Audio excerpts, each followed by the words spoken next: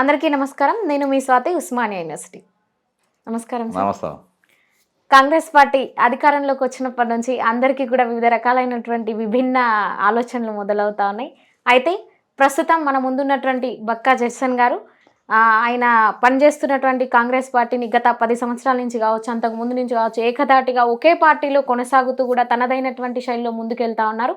ఈరోజు మనకున్నటువంటి కొన్ని సందేహాలను తీర్చుకునేటువంటి ప్రయత్నం చేద్దాం. అనా, ముందుగా మన కాంగ్రెస్ పార్టీ గెలిచినందుకు మొట్టమొదటిసారిగా అందరు అనుకునే అంశం ఏంటంటే ప్రజలందరూ అనుకుంటున్నట్టు అని బీఆర్ఎస్ వాళ్ళు ఏం కమెంట్ చేస్తున్నారంటే కేవలం కాంగ్రెస్ పార్టీ అదృష్టం వల్లనే గెలిచింది, అదృష్టవశాత్తు అని. దీన్ని ఏమంటారు? వాళ్ళు ఓడిపోయిందైతే వాస్తవం కదా. ఖచ్చితంగా అంతే. అది ఎట్లయితే ఏంది కలిసి వచ్చింది ఎట్లా అనుకుంటా, వాళ్ళు ఓడిపోయింది అనేది వాస్తవం. దానివల్ల ఒప్పుకోవాలి. ఎట్లా గెలిచింది, ఏంటిది, ఏమైంది అనేది. అంటే వాళ్ళకు ఉన్న ఒక పెద్ద సందేహం ఏంటంటే వీళ్ళు మేము 12 మంది ఎమ్మెల్యేని గుంజుకున్న వీళ్ళు ఒక్కరోజు కూడా మాట్లాడలే అసెంబ్లీలో. మేము ధరని ఇంత పెద్ద కుంభకోణం చేసిన ఒక్కరోజు కూడా కాంగ్రెస్ వాళ్ళు ఉద్యమం చేయలే. కాళేశ్వరం ఇంత డిపిఆర్లే కూడా మేము కట్టినా, ఇంత పెద్ద స్కామ్ చేసినా కానీ ఒక్కరోజు కూడా వీళ్ళు అసెంబ్లీని స్తంభింపజేయలే. క్వశ్చన్ పేపర్ మేము అమ్ముకుంటే ఒకసారి ఒక కాలేజీ బంద్, రాష్ట్ర బంద్ పిలిపియలే. అంటే పదే పదే ఒకటే క్వశ్చన్ వేస్తా ఉన్నారు కేటీఆర్ గారు. కేవలం ఒక 3% ఓట్ బ్యాంక్తో మేము ఓడిపోవడం జరిగింది.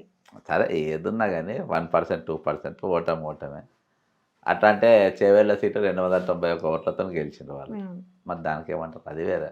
కేవలం అది 1% కూడా కాదు అసలు, చెప్పుకొని 0.002% ఓడిపోయింది అక్కడ. అంటే ఏడ కూడా ఉద్యమం చేయకుండా కాంగ్రెస్ వాళ్ళు గెలిచిండ్రు. వీళ్ళని మొత్తం మేము లొంగ తీసుకున్నాము. ఆది నాయకత్వం అంతా మా కంట్రోల్లోనే ఉండే రాష్ట్రంలో. అయినా కానీ వీళ్ళు ఎట్లా గెలిచింది అనేది ఆయనకు ఒక పెద్ద సందేహం అందులో ఉన్నది. కానీ ఆయన ఏమున్నా ఇది ప్రజల గెలుపు, ఇది కాంగ్రెస్ పార్టీ గెలుపు కాదు. ప్రజల గెలుపు, ప్రజలు గెలిపించిండ్రు. ప్రజలు ఇక మేము ఈ ప్రభుత్వాన్ని మేము తట్టుకోలేమని చెప్పేసి వాళ్ళు ఓట్లేసి గెలిచింది. కానీ ఇక్కడ ఏ సిపాయి ఏమో కత్తి తిప్పితే గెలిచిన యుద్ధం ఏం కాదు ఇది. అయితే కాంగ్రెస్ పార్టీ గెలుపులో 6 గ్యారంటీలు అనేది ప్రముఖ పాత్ర పోషించాయని అనుకోవచ్చానా? అది అసలు రోలే లేదు దాన్ని. అంతే అంటారా? అంతే. మీకు అది చేస్తే హైదరాబాద్కి 20 సీట్లు గెలవాలి. ఓకే, అవును. 20కి ఇప్పుడు ఫ్రీ బస్ తిరిగేటోళ్ళు ఎక్కువ హైదరాబాద్ వాళ్ళు, అవును. ఊళ్ళల్లో ఎక్కువ తిరుగుతలేరు. మీరు ఇక్కడనే ఫుల్ ఉంటాయి. కాబట్టి 6 పథకాలది నేను అనుకోను. ప్రబలిక చనిపోయిన తర్వాత నిరుద్యోగులందరూ వాళ్ళ ఇళ్ళల్లో పోయి గట్టిగా ఊర్ల మీద పడి వాళ్ళ దగ్గరుండి బీఆర్ఎస్ను ఓడించాలి, ఖచ్చితంగా కాంగ్రెస్ పార్టీని గెలిపించాలి అని వాళ్ళు నిరుద్యోగులది ఒక కీ రోల్. వీళ్ళు చెప్పనీకి ఏ ఉద్యమం పెద్ద జరిగింది? ఒక తెలంగాణ ఒక రాష్ట్ర బంద్ పిలిపించింది ఎప్పుడన్నా? ఇవ్వలే కదా. మరి ఎప్పుడు దేనిపైన ఏం జరిగింది? ఇంత 5,71,000 అప్పయింది అన్నారు. నేను రోజుకో కేసులు వేసుకుంటా మేము నిలబడ్డాం పార్టీ తరఫున, కానీ పార్టీ నాయకులు ఎక్కడ మాకు సపోర్ట్ చేసింది, ఏడా నిలబడ్డారు? అది ప్రజలు 100% చేయాలి. ఇది 100% ఇది ప్రజల యొక్క వ్యతిరేకత వల్ల గెలిచింది. కానీ 6 పథకాలు మాకు వస్తాయి. అప్పుల పాలైనప్పుడు పథకాలు ఎట్లా వస్తాయి చెప్పమ్మా? నిధులే లేవు కదా. తెలంగాణ 5,71,000 అప్పున్నది. ఇంత అప్పైనా ఏమైనా డాక్యుమెంట్స్ కూడా నేను పబ్లిక్ చూపించినట్టు చాలా యూట్యూబ్ ఛానళ్ళల్లో పబ్లిక్ చూసి ఎంత అప్పైనాక వాళ్ళు ఇస్తామని ఎట్లా అనుకుంటారు? ఇస్తామని నమ్మేటోళ్ళు ఎవరు ఉంటారు? కాబట్టి వాళ్ళు ఈ విషయంలో నమ్మకం లేదు. వాళ్ళు ఒడగొట్టాలనుకుంటే ఒడగొట్టారు అంతే. 6 పథకాలు దాని రోలే లేదు. అయితే ఇప్పుడు మీరు అన్నారన్న పార్టీ ఎక్కడ మాలాంటోళ్ళకి సపోర్ట్ చేసింది అన్నట్టు అన్నారు. మీరు ఇప్పుడు ఎమ్మెల్సీగా ఒక దగ్గర నుంచి పోటీ చేస్తున్నారని మేము వింటా ఉన్నాం. మీరు కాంగ్రెస్ పార్టీ తరఫున పోటీ చేస్తూ ఉన్నారా, ఇండిపెండెంట్గా పోటీ చేస్తూ ఉన్నారా? నేను పోటీ చేస్తూ కన్ఫామ్. మరి పార్టీ బలపరుస్తుంది అని అంటే అది చెప్పలేం. ఓకే. అంటే మీరు ఇన్ని సంవత్సరాలు కాంగ్రెస్ పార్టీలో కీలకంగా పనిచేసినటువంటి వ్యక్తి, చాలా ప్రజల సమస్యలపైన ప్రజాప్రతినిధులుగా మీరు ప్రతినిధిత్వం మీకు ఇవ్వకపోయినా కూడా, ఒక పదవి అనేది మీకు లేకపోయినప్పటికీ కూడా పోరాటం చేసినటువంటి వ్యక్తి, మరి మీలాంటి వాళ్ళకి ఎందుకు సపోర్ట్ ఇవ్వలేకపోతే? మామూలుగా ఏంటంటే ఎక్స్పీరియన్స్, ఒకటే పార్టీలో ఎక్స్పీరియన్స్ ఉంది, ఒక 3-4 పార్టీల ఎక్స్పీరియన్స్ ఉంటే ఇచ్చేది కావచ్చు. అంతే. ఒక 5 ఏళ్ళు బీజేపీలో, ఒక 5 ఏళ్ళు బీఆర్ఎస్లో, ఒక 5 ఏళ్ళు టీడీపీలో, ఓ 3-4 పార్టీ తిరిగితే ఎక్స్పీరియన్స్ బాగుంది. 3-4 కంపెనీలో పనిచేసింది కాబట్టి నా పోస్ట్ ఇవ్వచ్చు. ఒకటే కంపెనీలో పనిచేసినాం కదా! కాబట్టి మాకు ఈయనకు అంత ఎక్స్పీరియన్స్ లేదు అని చెప్పేసి పక్కన పెడుతుండొచ్చు. అయినప్పటికీ మీరు కాంగ్రెస్ పార్టీ అని చెప్పుకుంటా ఉన్నారు. అంతే కదా! ఒకటే మాది ఇండియన్ రైల్వేస్ లెక్క ఒకటే కంపెనీ. అంతే అంటారు. అంతే. వాళ్ళు ఆర్మీ, నేవీ, ఎయిర్ ఫోర్స్ అంతే. అది మాకుండేది మాకుంటది. కానీ పోటీ చేస్తున్న మాత్రం 100% కాంగ్రెస్ పార్టీ బలపరచకపోయినా నేను పోటీలో ఉంటున్నా. ఎట్లా ఉన్నదన్న పరిస్థితి ఎమ్మెల్సీ ఎలక్షన్ లో మీరు గెలుపు అనేది? బ్రహ్మాండంగా ఉన్నది. దానికి మీరు కూడా సాక్షి. బంపర్ మెజారిటీగా గెలుస్తా. బంపర్ మెజారిటీ అని అందరి నేతలు చెప్పినా నేను చెప్పగాని గెలుస్తా. నేను ఇప్పుడు అశ్వరావుపేట దాకా ఈ మూలకెళ్ళి ఇక్కడ ములుగు ఏటో నాగనకెళ్ళి మొదలుపెట్టి ఆ అవతల బార్డర్ అశ్వరావుపేట దాకా దాదాపు ఇక అన్ని కాన్స్టిట్యున్సీలు దాదాపుగా చుట్టేసిన. చాలా మంది కలుస్తున్న మద్దతు కూడా తెలుపుతుంటారు. ఇప్పుడు అతిపెద్ద స్కామ్ మనకు తెలుసు కాళేశ్వరం ప్రాజెక్ట్ అన్న. అయితే పొంగులేటి శ్రీనివాసరెడ్డి గారికి కాంట్రాక్ట్లు కూడా వచ్చినాయి అన్నట్టు వినిపిస్తా ఉంది సమాచారం. ఇది ఎంతవరకు నిజమంటారు? ఇప్పుడు ఉన్నప్పుడే తెలియదమ్మా. ఇదివరకు అయితే దాని కాంట్రాక్టర్ ఈయన ఉండే, ఎవరు మేయా కృష్ణారెడ్డి ఉండే. అవును, ఇప్పటికి కూడా మేయా కృష్ణారెడ్డి అనేటోడు ఆ కాంట్రాక్ట్లా అసలు ఆయన పేరు బయటకు వస్తలేదు కదా. అదే నేను అనేది. ఇప్పుడు ఏ పార్టీ వాళ్ళు కూడా ఆయన పేరే మాట్లాడతలేరు కదా. అసలు కాంట్రాక్ట్ పేరు మాట్లాడతలేరు. అందులో ఏం పనిష్మెంట్ ఉంటే మాట్లాడతారే. నేను నడిపిన టెరాసిస్ కంపెనీ గురించి పేరు తీయరు. అది నడిపే శ్రీధర్ గదిరాజు పేరు మాట్లాడారు. క్వశ్చన్ పేపర్ అమ్ముకున్న జనార్దన్ రెడ్డికి చర్చ ఉండదు, ఆయనకు ప్రాసిక్యూషన్ అనేది ఉండదు. అంతకుముందు గంట చక్రపాణి గురించి చర్చ రాదు. క్వశ్చన్ పేపర్లు బాధాప్త వీళ్ళందరి పీరియడ్లలో పేపర్ అనేది అమ్ముడిపోయింది. 2014 వెళ్ళి ఇయాలి వరకు జరిగిన ప్రతి ఎగ్జామ్ పైన విచారణ చేయాలని అంటే ఎవరు ముందుకు వస్తలేరు. కాబట్టి ఇది ఎవరైతే కాంట్రాక్టర్ ఇప్పుడు మీరు అంటుండ్రో ఆయనకు అలా వర్క్ ఇచ్చిండ్రో లేదో నాకు తెలియదు. కాకపోతే కాళేశ్వరం అసలు కట్టడానికి ఛాన్సే లేదు కదా, అక్కడ కట్టే అవకాశమే లేదు. దాన్ని నష్టపోయినాం. ఈ నష్టంతోనే ఊరుకోవాలి. 150,000 కోట్ల అప్పు ఎవరో బొంద కొట్టినాం అనుకోవాలి. తెలంగాణ ప్రజల పైసలు, మన పైసలే కదా ఇవి. వాళ్ళు ఏమన్నా యుద్ధాలు చేసి పక్క దేశాలపైన యుద్ధాలు చేసి తీసుకొచ్చిన ఖజానా కాదు కదా, మన తెలంగాణ పైసలేనా ఎవరిదైనా. అంటే మన బీఆర్ఎస్ పార్టీ ముఖ్యమంత్రి గారి దగ్గర నుంచి మొదలుకుంటే చిన్న సన్న కార్యకర్తల వరకు కూడా తిన్నది కక్కించేటువంటి ప్రయత్నం కాంగ్రెస్ పార్టీ చేయదలుచుకోవట్లేదా? అట్లానే ఎందుకు అడుగుతా ఉన్నామంటే కాళేశ్వరం ప్రాజెక్టును ఇప్పటి వరకు కూడా సిబిఐ ఎంక్వైరీ ఎందుకు వేయలేదంటారు సార్? మీ వ్యూ ఏంటి? అదే అమ్మా, ఇప్పుడు నేను చెప్పిన సమాధానం అదే. వాళ్ళ పేర్లేది అన్నప్పుడు వాళ్ళ మీద ఎంక్వైరీలు అయితే ఎట్లా అనుకుంటాం? ప్రజలు చాలా గెలిపించారు కదా. అది నేను చెప్తున్నా అమ్మా, ప్రజలు గెలిపించడానికి గల కారణం వేరే. ప్రజలు, మీరు నా గత ఇంటర్వ్యూలు చూస్తే నేను 3 రకాలుగా కాంగ్రెస్ పార్టీకి ఓటేసిందని చెప్పిన. ఏది ఒక 1 year బ్యాక్. ఎందుకు వేస్తారు అంటే పెద్దలు అడిగినప్పుడు కూడా చెప్పిన. ఒకటి, నంబర్ 1 కాంగ్రెస్ పార్టీకి తిట్టుకుంటూ ఓటేస్తారు. కాంగ్రెస్ పార్టీ ఓటు బ్యాంక్ కూడా ఒకటి ఓటేస్తాడు. వేరే దిక్కులేక కాంగ్రెస్ పార్టీకి ఓటేస్తారు. ఈ 3 రకాల ఓట్లతో కాంగ్రెస్ పార్టీ గెలిచింది. ఇక్కడ ఎవడు యుద్ధం చేయలే, ఎవడు ఇది చేయలే. కాబట్టి వాళ్ళ ఓటు వేసిన దానికి దీనికి ఇది లేదు. వీళ్ళందరూ కూడా పబ్లిక్ స్పష్టంగా తెలుసు. కాంగ్రెస్ పార్టీకి చాలామంది ముఖ్య నాయకులకు వారి షేర్ హోల్డర్స్ అని చాలామంది తెలుసు. నేను చాలాసార్లు బయట కూడా పెట్టిన. 12 మంది ఎమ్మెల్యేలు వెళ్ళిపోతే ఒక రోజు కూడా మాట్లాడిన వాళ్ళు ఎవరి మీద యుద్ధం చేసిండ్రమ్మా?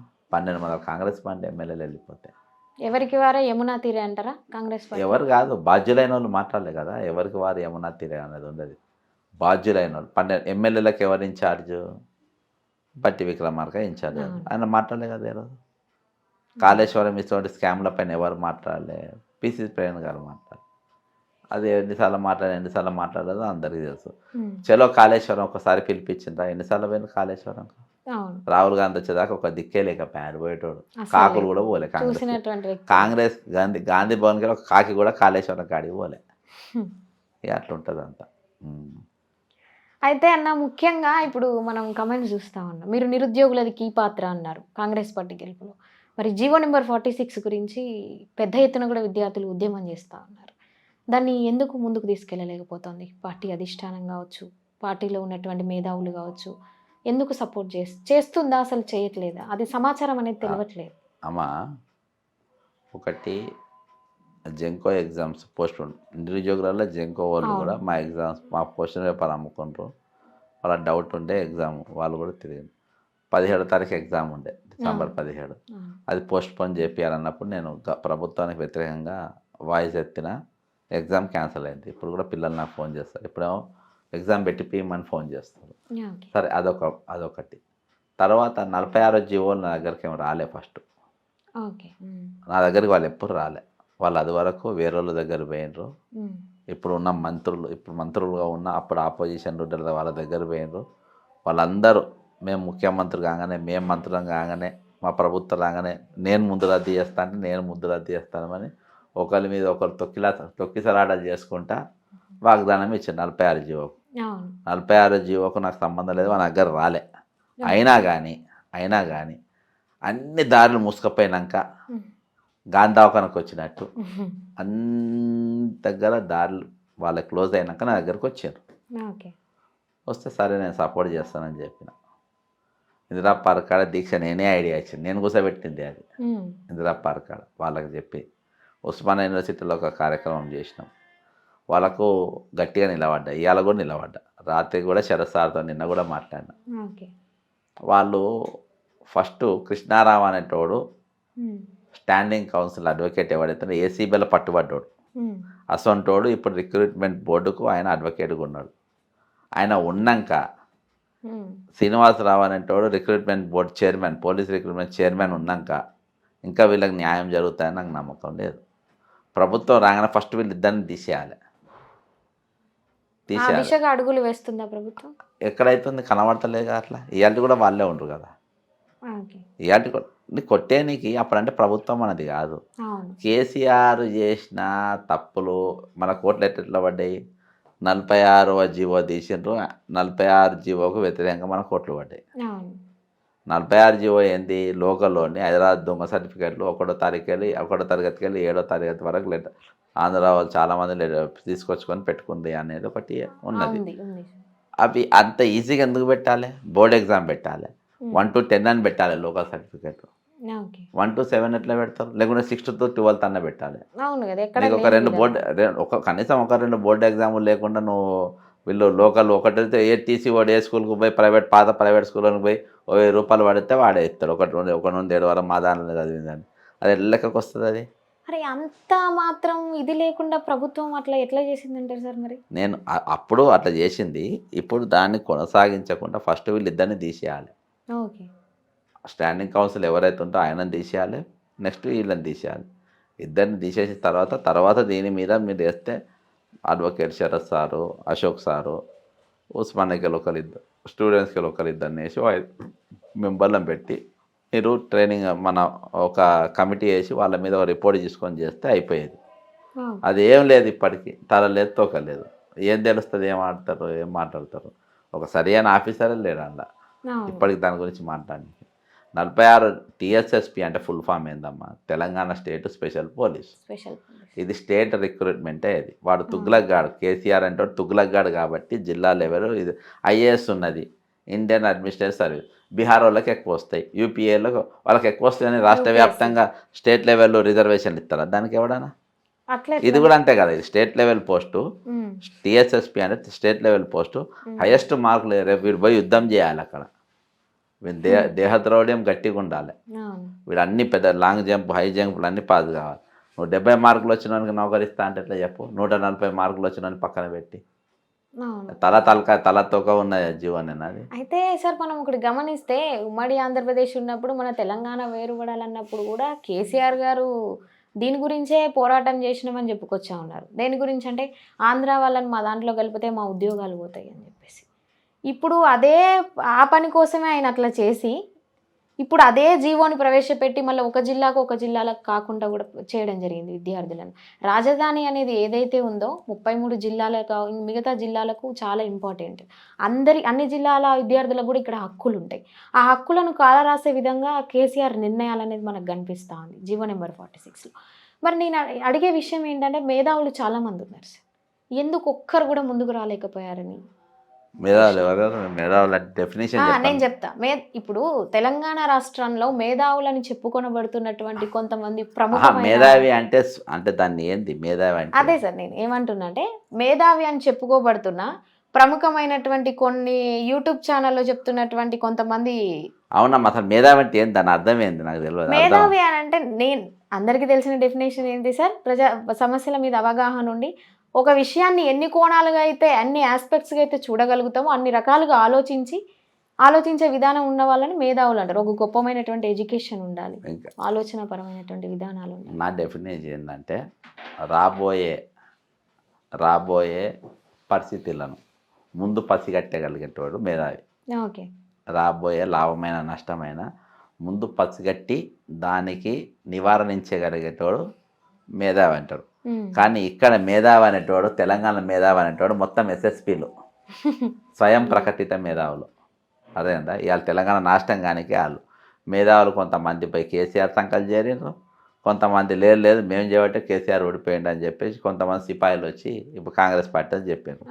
అటు పక్కన ఇటు పడేటోడు వాడు మేధావి ఎట్లయితాడు? మేధావి అంటాడు న్యూట్రల్ ఉంటాడు. నంబర్ 1. నంబర్ టూ విషయం ఏంటంటే మనం మేధావి వాళ్ళ విషయాలను మన పరిగణన తీసుకుంటే ఇవాళ తెలంగాణ ఇంత నష్టానికి మనం వచ్చినాం. వీళ్ళు ఏ ఇష్యూ పైన కూడా ఏ సబ్జెక్ట్ పైన కూడా బరాబర్ మాట్లాడలే. ఈరోజు ఇంత పెద్ద నష్టం జరుగుతూ ఉంటే కాళేశ్వరం కాంట్రాక్టర్ కృష్ణారెడ్డి ఆంధ్రలోనే ఇప్పుడు మన నిధులన్నీ పోయినాయి, ఆంధ్రలోకి పోయినాయి దాదాపుగా. ఆంధ్రలో మంచి చేసుకోనికి ఎన్నో వేషాలు వేసారు. దానికోసం అసలు తెలంగాణ తెచ్చుకునేది ఎందుకో నాకు అర్థమవుతలేదు. ఇలా నోటిఫికేషన్లు దాదాపు 9 సంవత్సరాలు 2 లక్షల పోస్టులు ఈరోజు ఖాళీలు అట్నే పెట్టేసారు.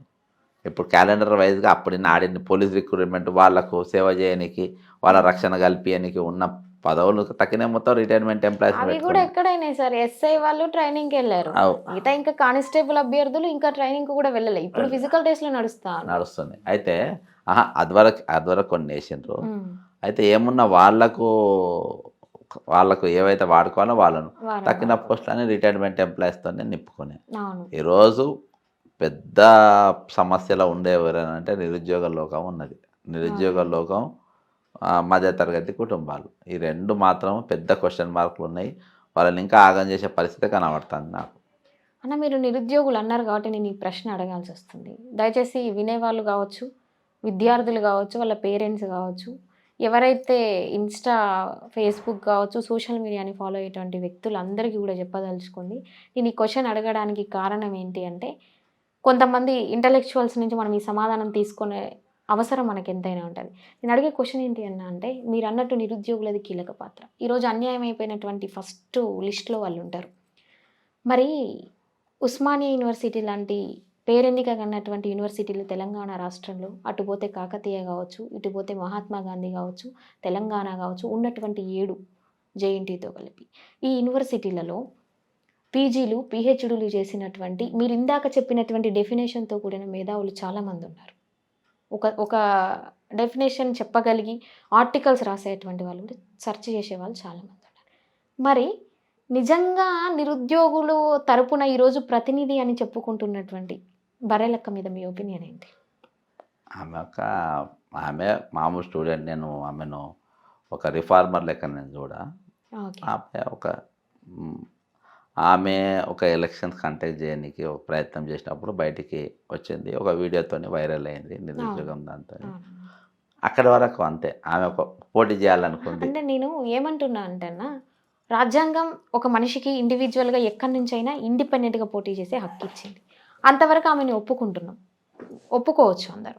కానీ ఇక్కడ నేను అడిగేది ఏంటంటే 30 లక్షల మంది నిరుద్యోగుల ప్రతినిధిని నేను, 30 లక్షల మంది నిరుద్యోగుల తరపున నేను నామినేషన్ ఇస్తున్నాను, 30 లక్షల మంది నిరుద్యోగుల తరపున నేను ఈరోజు కంటెస్ట్ చేస్తున్నాను అని చెప్తున్నారు. ఇది ఎంతవరకు కరెక్ట్ అంటారు? అంటే పెద్దలు కూడా సరే ఈ మాట అన్నప్పుడు చాలామంది సపోర్ట్ చేసింది కదా. అదే కదా, ఇంక్లూడింగ్ ఒక ఐపీఎస్ ఆఫీసర్, ఇంక్లూడింగ్ ఒక పాండిచేరి ఎమ్మెల్యేలో మాజీ మంత్రి ఆయన చాలామంది వచ్చి ఒప్పుకున్నారు. చాలామంది వెళ్ళిపోయి ఒక మార్పు దిశగా కొత్త రియల్ నాకు కూడా ఇగో సరే నేను ఆమె గురించి నేను ఎక్కువ చెప్పకుండా నేను సార్ ఆమె పేరు కాదు, ఆ, ఇది నేనేం అడుగుతున్నా, మీరు పర్టికులర్గా నేను నొక్కి చెప్పే విషయం ఏంటంటే, మీరు అన్నట్టు నేను పేర్లు చెప్తాను. జేడి లక్ష్మీనారాయణ గారు కావచ్చు, అవు. ఐఏఎస్. నాకు పేర్లు గుర్తురాలే కానీ ఓకే, నేను చెప్తాను బహిరంగంగా, ఎందుకంటే వాస్తవాలు. వీళ్ళందరూ వెళ్ళి కూడా సపోర్ట్ చేయడం జరిగింది. అక్కడ మీరు అన్నట్టు ఏ సో అండ్ సో ఎవరైనా కావచ్చు, ఆమె పేరు అనేది నేను తీయట్లేదు. ఒక ప్రతినిధి కావాలంటే కొన్ని లక్షణాలు ఉండాలి. లేకపోయినప్పటికీ మనం ఒక రంగంలో అడుగుపెట్టినప్పుడు పూర్తి అవగాహన తెలుసుకునేటువంటి ప్రయత్నం చేయాలి. గ్రూప్ 1 నుంచి మొదలుకొని 2 సార్లు ఫెయిల్యూర్ అయినప్పటికీ, గ్రూప్ 2 వాయిదా పడడం, గ్రూప్ 4లో OMR షీట్స్ వచ్చినాయని హైకోర్టు మొట్టికాయలు వేయడం ప్రభుత్వం, మొన్నటికి మొన్న జనార్దన్ రెడ్డి గారు రాజీనామా చేయడం, మెంబర్స్ రాజీనామా చేయడం, దానిని గవర్నర్ గారు మొదటగా ఆమోదించకపోవడం, తర్వాత ఆమోదించడం. ఇట్లా వస్తే మెగా డిఎస్సి అనే దాని విషయంలో హారిజెంటల్, వర్టికల్ అనేటువంటి రిజర్వేషన్ల మీద పోరాడడం, పెద్ద ఎత్తున ఉద్యమం చేపట్టినటువంటి జీవో నెంబర్ 46 కావచ్చు. ఇన్ని విషయాలలో మరి ప్రతినిధి అయి ఉంటే, అది ఎవరైనా కావచ్చు, నేను ఆమెను అనట్లేదు, ఎక్కడ వినిపించారు వాయిస్? ఎందుకు మేధావులని చెప్పుకొనబడుతున్నటువంటి వాళ్ళు మూర్ఖులుగా వ్యవహరిస్తున్నారు అని నేను మీకు క్వశ్చన్ వేస్తున్నాను. ఇప్పుడు మన ఆమె సబ్జెక్ట్ కొనసాగిద్దాం, ఇవన్నీ ఆన్సర్. అదే అయితే ఆమె నిరుద్యోగుల తరపున అనేది ఒక వాయిస్ వాడింది. ఈరోజు నిరుద్యోగులు ఆమె కాదు, కాంగ్రెస్ ప్రభుత్వమే నిరుద్యోగులతో వచ్చిందని చెప్తున్నాను. అర్థమైందా? ఇవాళకి సిబిఐ హైకోర్టులో నా పిటిషన్ ఉంది, టీఎస్ఎస్పీల ఇది వేయాలని. ఇవాళకి నేను నిరుత్సాహంతోనే ఉన్నా మీరు అడిగిన ప్రశ్నల పైన. జనార్దన్ ఇప్పుడు తప్పు చేసిన వాళ్ళను పూల బొకే ఇచ్చి పదవి విరమణ చేసి ఎట్లా పంపుతారమ్మా? వాడు ఎంతమంది ఫేర్వెల్ పార్టీలు ఇచ్చి ఎట్లా పంపుతారు చెప్పండి? అది తీయనికి లేదు కదా. బర్లక విషయానికి వస్తే ఏంటంటే, ఆమె ఎట్లా ఐడియా వచ్చిందో, ఎవరు ఐడియా ఇచ్చిందో ఏందో తెలియదు. నామినేషన్ వేసింది, నిలబడ్డది. మీరు నమ్మకపోతే నేను కూడా స్వాగతించాను. అయితే రేపు నేను ఆ తరపున ఇంకా కొంతమంది వచ్చే రోజులు రావాలని కూడా నేను అంట. సరే, ఆమె కాన్సెప్ట్ ఎట్లా పోయిందనంటే, చాలా డబ్బులు వచ్చినాయి, చాలా మంది పైసలు వేసిండ్రు, చాలా మంది ఇట్లా చేసిండ్రు అట్లా చేసిండ్రు అనేది ఒక లైన్ పోయింది. కానీ పబ్లిక్లకు ఇంజెక్ట్ కాలే, పబ్లిక్ రిసీవ్ చేసుకోలే. అప్పటికి పబ్లిక్లకు ఏమొచ్చిందనంటే, మా ఓటు చీలద్దు, డివైడ్ కావద్దు, ఈమెకి ఇంకొక 15,000 ఓట్లు కింద పడితే కాంగ్రెస్ ఓడిపోవాలి, గవర్నమెంట్ ఫార్మేషన్ ఇబ్బంది అయిపో. అంటే చెప్తున్నా, దానికి ఒక డైరెక్షన్, ఒక ప్లానింగ్ ప్రకారం ఉండి దిగితే బాగుంటుంది. నేను ఇప్పుడు ఎమ్మెల్సీ ఎలక్షన్స్లో కూడా నేను ప్రచారం అదే చేస్తున్నా. ఏం ప్రచారం చేస్తున్నా అంటే, మన ప్రభుత్వ ఉద్యోగాలు ఖాళీలు చాలా ఉన్నాయి, అద్దెకు బాగా ఎక్కువ ఖాళీలు ఎక్కడ ఉన్నాయంటే పొలిటికల్నే ఎక్కువ ఖాళీలు ఉన్నాయి.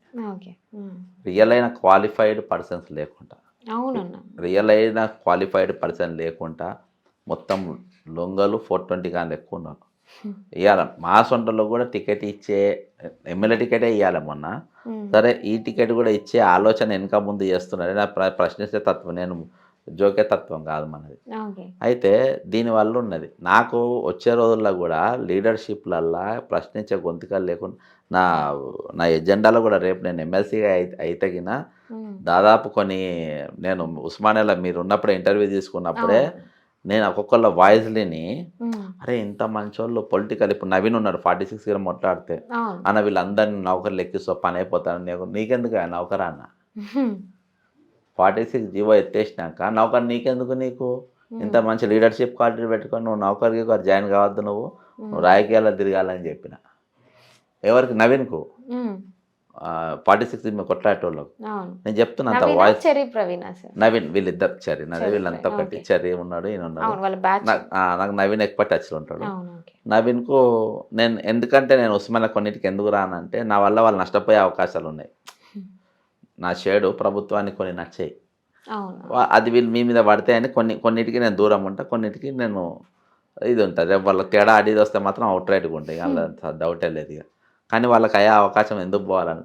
అయితే అంత స్పేస్, అంత వ్యాక్యూమ్. అరే ఎవ్వడు చూడు, కొత్త రక్తం అని అంటే తమ్ముళ్ళు, కొత్త రక్తం రాజకీయాల్లో, కొత్త రక్తం రావాలంటే కొత్త రక్తం కావాలి, అయితే మా తమ్ముని రక్తం తీసుకో అంటారు రాజకీయాలలో. అర్థమైందా? మా అన్న కొడుకు రక్తం తీసుకో, మా అల్లు రక్తం తీసుకొని, కొత్త రక్తం రాజకీయాల్లో కొత్త రక్తం రావాలంటే అది.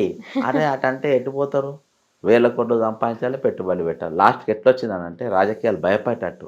అవును. ఫర్ ఎగ్జాంపుల్ ఇప్పుడు నువ్వు ఉన్నావు, నువ్వు పోయి మీ ఊళ్ళో మీ మండలంలో ప్రెస్ మీట్ పెట్టాలంటే పేపర్ వాళ్ళు పైసలు లేకుండా వార్తలు రాయరు. అస్సలు రారు కూడా. అదేందా రాయరు. అంటే అసలు కరప్షన్ అక్కడికెళ్ళి మొదలైంది. రియల్ నేను పైసలు ఇయ్య వార్త రాసే అవసరం నాకు లేదు. మన అశ్వరావుపేటలో ప్రెస్ మీట్ పెట్టా, డైరెక్ట్ పైసలు అడిగినారు. ఇవ్వచ్చు 100-200 ఇవ్వచ్చు, కానీ నేను రేపు మీకు మీ అవసరంలో రేపు రాయగలిగి వస్తే వాళ్ళకి అడ్డుపడతా, వాళ్ళకి గుదిబండి అయిపోతాం. నేను ఒక్క రూపాయి అనంటే ఇయ్యను. నా వార్త రాయకుండా పర్వాలేదు. దిశ పేపర్, ఇంకో లోకల్ జ్యోతి పేపర్ అని 2 పేపర్ రాసి 30-40 మంది వచ్చింది ప్రెస్ మీట్ అనగానే. ఎమ్మెల్సీ అభ్యర్థి కదా, పైసలు ఇస్తారేమనుకుని ఒక్కరికో రూపాయి ఇవ్వాలి. నేను ఇయ్య కూడా రేపు కూడా. అర్థమైందా? అక్కడికి సత్తుపల్లి పోయినా, వాళ్ళు పైసలు ఇస్తామే రాస్తామా అంటే ఫస్ట్ నేను రాజకీయాలకు దిగబోతున్నా అని ఒక అన్ఎంప్లాయ్, క్వాలిఫైడ్ అన్ఎంప్లాయ్ అంటే పనికి మన unemploy, qualified unemploy, highly sophisticated unemploy అంటే సమాజం పైన అన్ని దిక్కులకి వెళ్ళి మేధావి కంటే ఎక్కువ మేధావైన వీళ్ళు నేను రాజకీయాలు చేయాలి అని మండలంలో జిల్లాలో ప్రెస్ మీట్ పెడితే మేము పైసలు ఇస్తేనే వార్త రాస్తాం లేకుండా రాయమని ఫస్ట్ గొంతు కోసేది మండల లెవెల్లో జర్నలిస్టులే. అర్థమైందా? నీకు ఎంకరేజ్, అరే ఒక నిరుద్యోగి వచ్చి రాజకీయాలు దిగబోతుండ్రు, వీళ్ళ మనం సపోర్ట్ చేయాలి, వీళ్ళ వార్త రాయాలని రాయరు, డబ్బులు ఇస్తేనే రాస్తాం. నేను 179 కేసులు వేసిన ప్రభుత్వం మీద, ఎన్నో కొట్లాడినా, ఎవడు పాలయ్యారో తెలంగాణలో పుస్తకం తీసిన. నేను నిరంతరము ఉద్యమంలో ఉన్నా. కాంగ్రెస్ పార్టీ అధికారం రానికి కీలకమైన రోలు నాది ప్లే చేసిన. అయినా కానీ నేను నియోజకవర్గం పోయి ఒక ప్రెస్ మీట్ పెడదామని మీడియా పెడితే పైసలు ఇస్తే మేము వార్త రాస్తాము అనే కాడికి వచ్చిందని అంటే ఎక్కడికి అంటే నువ్వు సిన్సియర్గా ఉండడానికి వీలు లేదని జర్నలిస్టులే అంటున్నారు ఈరోజు. జర్నలిస్టులు ఎందుకంటున్నారు, ఏమంటున్నారు అంటే నీవు సిన్సియర్గా ఉండడానికి వీలు లేదు, నువ్వు తినాలే, మాకు కూడా ఇవ్వాలి. నేను చెప్తున్నా, ఊరి పేర్లు ఎందుకు చెప్తున్నా అంటే వాళ్ళ తెలవాలని. నెక్స్ట్ వాళ్ళ ఫోన్ నెంబర్ కూడా పెడతా, ఎవరైనా పైసలు అడిగితే నాకు జర్నలిస్టు వీళ్ళ గూగుల్ పేలో వీళ్ళ పైసలు ఇవ్వమని. నేను జర్నలిస్ట్ ఎవరిని వదల, నేను అదేందా నేను నికాసుగా ఉండాలని తెగించి ఉంటున్నాము. అదేందా ఎవరైతే వీళ్ళ గొంతులు కోసేది కొత్త రాజకీయాలలో వచ్చి, నీకు రాజకీయాలు అంటే వాళ్ళ జీవితం త్యాగం చేసి రాజకీయాలకు వస్తుంది అర్థం. జర్నలిస్ట్ అది తెలుసుకోవాలి. జర్నలిస్ట్ అనేది నేను ఎందుకు అట్లా వస్తున్నానంటే ఆ లైన్లో కూడా వస్తున్నా అంటే నాకు ఎక్కడైనా హట్ అయినో నేను చెప్తున్నా. నీకు కొట్లాడడానికి తేడా తెలియదా? నువ్వు పైసలు ఎక్కడ అడగాలి? జర్నలిస్టు ప్రెస్ మీట్ అయినా కాడ కాంట్రాక్టులు చేసి రాజకీయాలు వచ్చిన వాళ్ళని అడుకోవాలి. ఎందుకంటే మన దిక్కు సెక్కు ఉండదు, మనం పబ్లిసిటీ చేయాలి కాబట్టి. దొంగలను మీరు అడగాలి, లంగల మీద అడగాలి, 420 మీద అడగాలి. కానీ జీవితాలు త్యాగం చేసి రాజకీయాలకు వద్దామనుకుని నా సొంటోళ్ళు రాబోయే తరాన్ని భయపెట్టేయకుండా, మీ సొంటోళ్ళని భయపెట్టేయకుండా రేపు నెక్స్ట్ మేము పాలిటిక్స్లో చేయాలి, యాక్టివ్గా పాలిటిక్స్ చేయాలి అని ఓ ప్రెస్ మీట్ పెట్టేస్తే మీరు పైసలు ఇస్తే మేము వార్త రాస్తామనే దగుల్బాజీ జర్నలిస్టులు. నేను చెప్తున్నా 90% ఉన్నారు ఈ సొంటోళ్ళు లఫంగాళ్ళు. 90% జర్నలిస్టులు మండల్ లెవెల్లో, నేను చెప్తున్నా కదా, మండల్ లెవెల్లో అసహ్యం అనిపిస్తుంది అసలు అలా అంటేనే.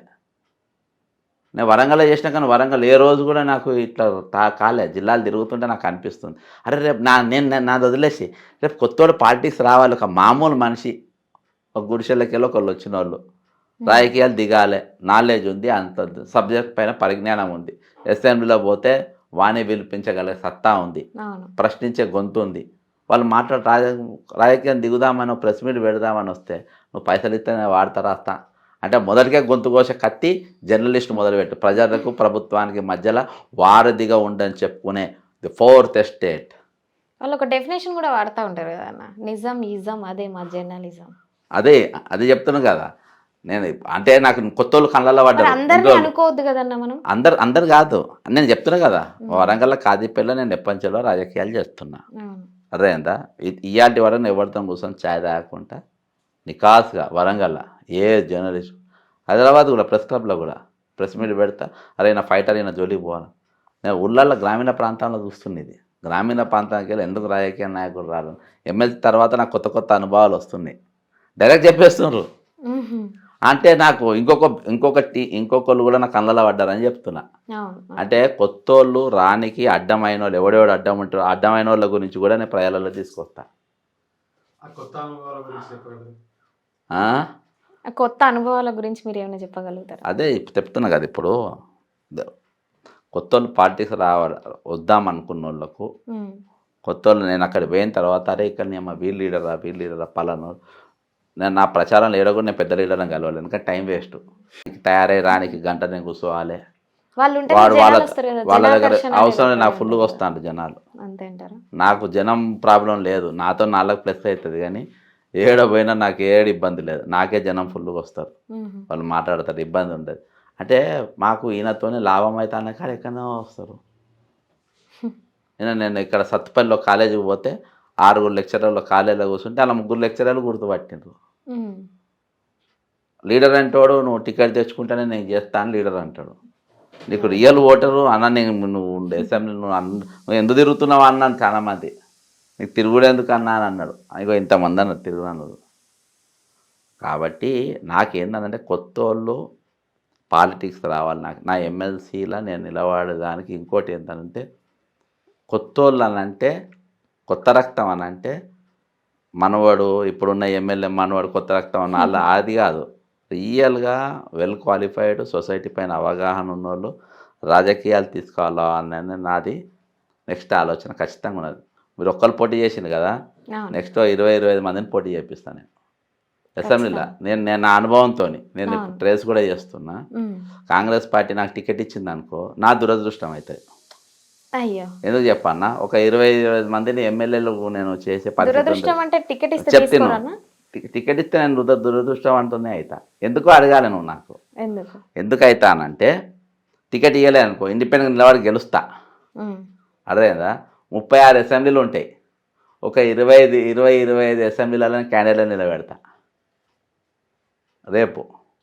అర్థమైందా? అన్ని సబ్జెక్టు ఉన్న కొత్త రక్తాన్ని కొత్త రకం. చూద్దాం.